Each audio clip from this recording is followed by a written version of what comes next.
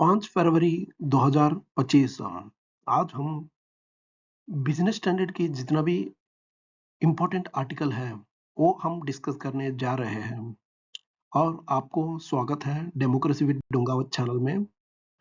Without wasting much time we start our discussion. चलिए दोस्तों शुरुआत करते हैं। फर्स्ट आर्टिकल यहाँ पे। This article is about trade wars between China United States of America. Recently, 47th President-elect United States of America, Donald Trump, ever since he came into office, he has been making swift changes, uh, huge changes. One among them is trade wars. This is not new. So, regarding this article has been discussed in detail. When Trump came into being, he put a lot of restrictions on the countries with related to trade. First thing, he had put limit and even put tariff conditions on Canada and Mexico. Then Canada and Mexico retaliated. He gave time of 1 month, that is called pause time. So both countries requested United States of America to provide 1 month time so that they can review their policies, they can review tariff policies and then trade agreements with United States of America. Also, there is always immigration issue with Mexico and United States of America.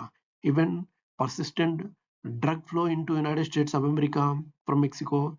These are all issues making limelight again and again. Trump gave ultimatum to both these countries in order to work out even border related issues also. Then the issue came tit for tat between China and United States of America. United States of America imposed tariff on many of the goods that have been supplied by China into United States of America by increasing tariff. China reacted immediately. Then they put limit on natural gas, crude oil, agricultural machinery, even large engine cars that has been imported from United States of America. If you see the trade wars between China and USA, this is not new. When Trump was office in 2018, he put lot of he had put lot of restriction on China, but at that time, China leveraged a very difficult manner. They didn't put much effort in navigating the challenges. Now they have learned the challenges. Now they are reacting in good manner. China retaliated by putting tariff, and then they have gone additional step with against this, against the backdrop of all these things. They have put conditions on Google also. The discriminatory policies they told they will review with related to Google. Google has not responded, but this is, if you can see, this is kind of blame game. The way you treat people, the same way they will treat you. This is also the same thing happens. When it comes to POTUS, President of United States of America, especially Donald Trump, he has largely under considered organizations. Which one? With related to trade, World Trade Organization. There is a dispute settlement body wherein all disputes related to trade related policies, that body will settle. But United States of America failed to provide manpower basically in order to recommend people for that position. That position, they will, this is the appellate authority with related to dispute regarding trades. They will clarify those issues. When such body is being pushed to be finished by United States of America, then there is no relevance of World Trade Organization. Then we can go into anarchy, and then the conditions that were prevailing during World War II, those conditions can come back also. So protectionism, this is not good for country because entire world and supply chain is interconnected. Suppose say now United States of America is putting a lot of restriction on China. China retaliated. Now China has to export its goods. There are several goods are there such as rare earth minerals, which are very essential for United States of America in order to make leapfrog in technological sector. Then if China won't get market of the United States of America, then they have to dump it somewhere. They will put it in Europe, they will put it in Africa, they'll put it in Southeast Asian countries or Australia and New Zealand. So what happens? This will put additional strains on countries, developing countries such as India. India goods has to reduce the cost, then we will be at the mercy of the United States of America with related to our goods. So this will disrupt entire supply chain and then it will alter the economic chain also. So this is the article about China and US. There will be a lot of developments also because every day these are all geopolitical issues. Every day new development will happen. We need to be keep updated on all these issues. Second article is about Indian budget. Recently, Finance Minister of India, Nirmala Sitharaman, she has put budget into Parliament on 1st February 2025. In this light, article has been written. Author basically uses harsh tone, but there are several good points that can be considered into the budget. So we'll discuss this article in detail. Instead of what author says is instead of putting alphabetical way of discussing budget in Parliament,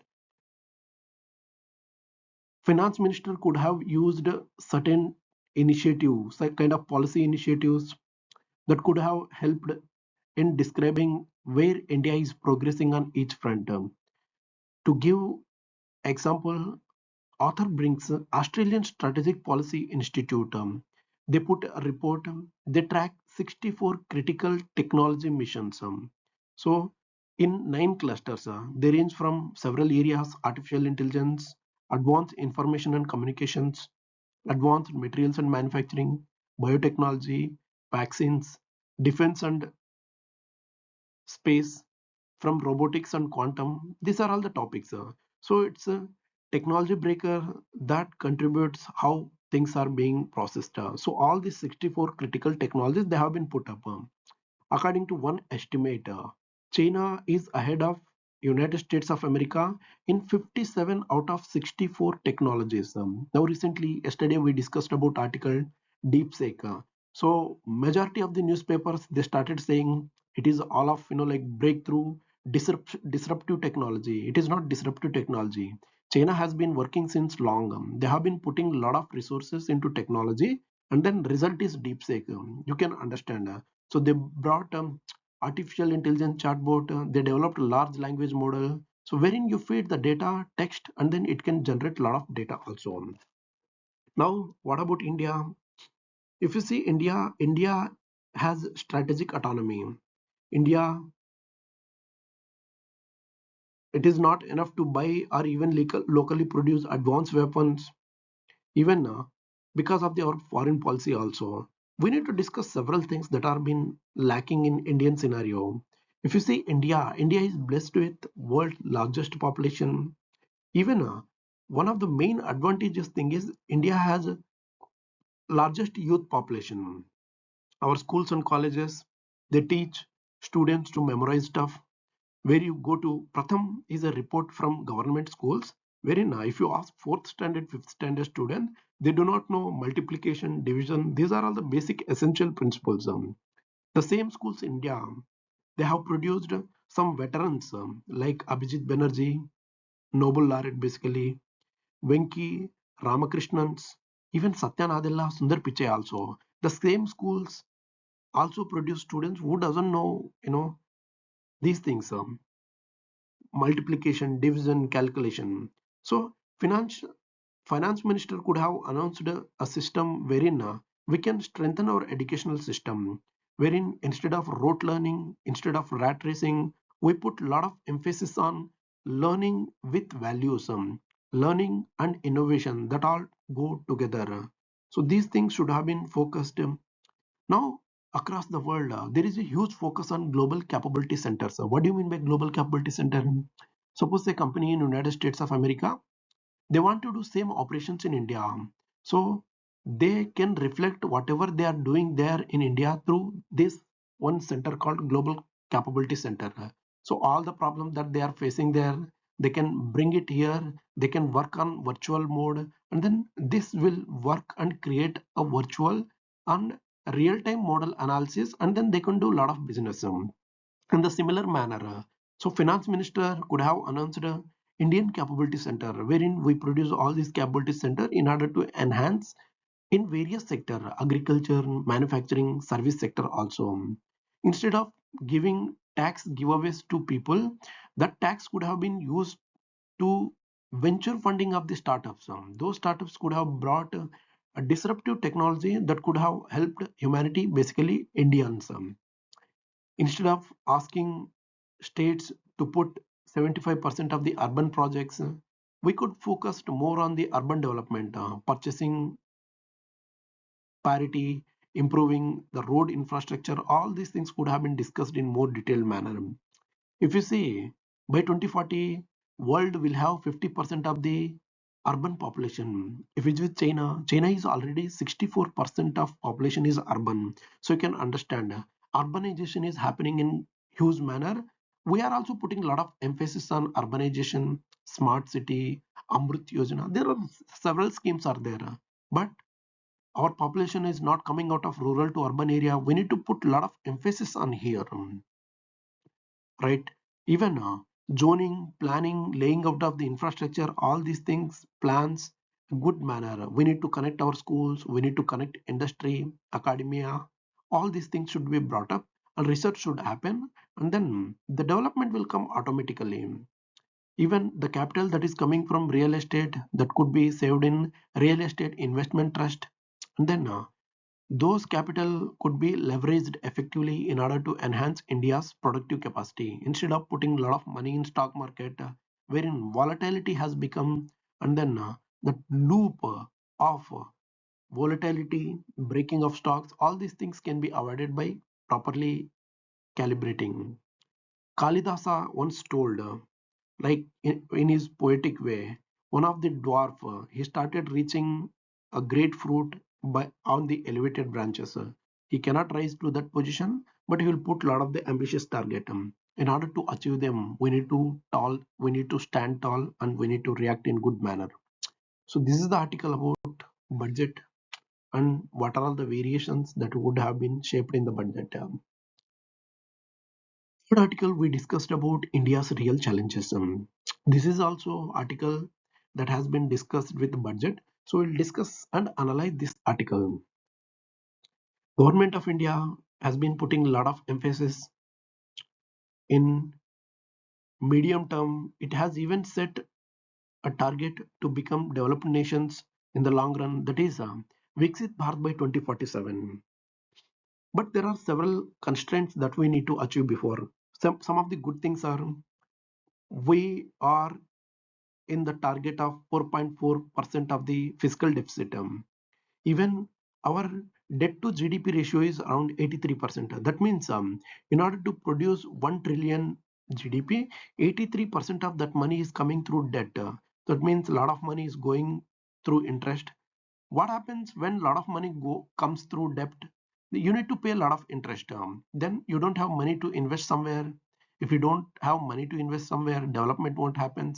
Capital, machinery, capital investment will happen. The revenue outgo will be there. That won't generate any development in the country. Capital investment is the must for country.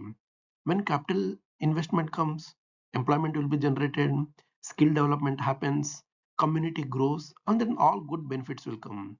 When this revenue expenditure happens, there won't be any creation of the wealth or assets. So it will be huge damage for country. But considering several countries that are under 100% debt to GDP levels, India's position is good. That's what author says. There are several geopolitical issues.